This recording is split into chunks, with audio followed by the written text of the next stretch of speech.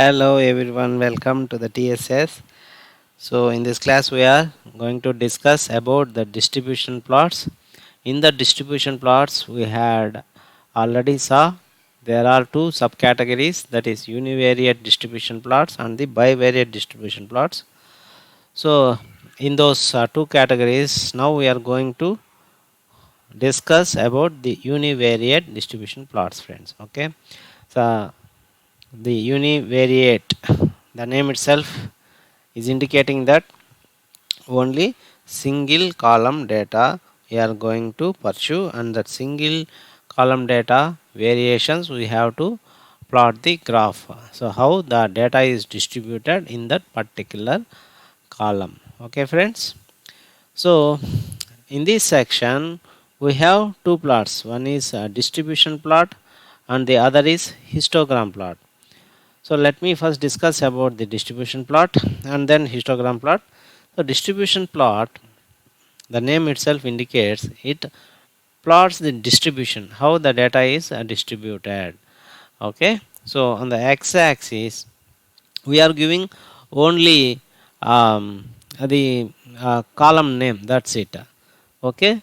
Then it will automatically scales the y-axis data, x-axis data, and some bars will come up. Okay. So what these bars is, I will tell. The class interval, friends. Okay. In our college days or in the school days, uh, we did this for histogram. We draw so many histograms, distributions like that. We took the class interval. Okay. So from if there are 10, uh, suppose say, uh, if we you have say, mm, say you have some articles with you, some say mobile phones, take some mobile phones. Okay. So that mobile phones in the range of price, say uh, 5,000 to 10,000, and 10,000 to 15,000, 15,000 to 20,000, 20,000 to 25,000, 25,000 to 30,000. Like that price ranges are there. Okay, friends. So that price ranges are nothing but the class interval, and the mobiles sold in the price range of say 5,000 to 10,000 is, say some 10 mobiles have sold up. That 10 will be the number in that class interval. Okay. And like that, if say some 20 mobiles was sold out in the price range of say 10,000 to 15,000 in that class interval, 10 to 15,000, and the data in that particular class interval is 15. Like that. So this Seaborn automatically uh, divides the class interval, and the data will be plotted in that particular class interval, friends. The bars will be stacked up. So here you are seeing the bars. It is a class interval, friends. Okay. So for the histogram, and here you can see 0, 1, 2, 3, 4, and -1, -2, -3.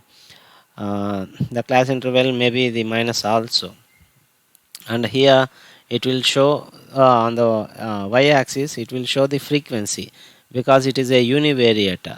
Only only one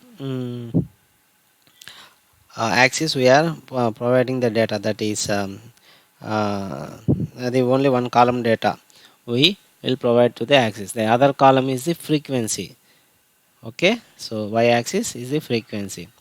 So the frequency means number of units sold, like that mobile phones sold, number of units sold in that particular class interval, friends. Okay. And then we'll this will draw the distribution KDE. This line is called the KDE, kernel distribution line. Okay. Kernel distribution estimate. Okay. So like this is the distribution plot, and this is the histogram. Histogram is also same to the distribution plot. The difference is distribution plot consists of this line, KDE line. Histogram doesn't have that line. That's it. Rest of all the things are same. Okay. So on the x-axis the class interval will be there, and the y-axis frequency will be there. Okay. So this is about univariate distribution plots, friends, and in the next class we will see each plot's Seaborn code and their execution and how it works. Okay. So till then, bye bye. Your Svira signing off. Thank you for listening.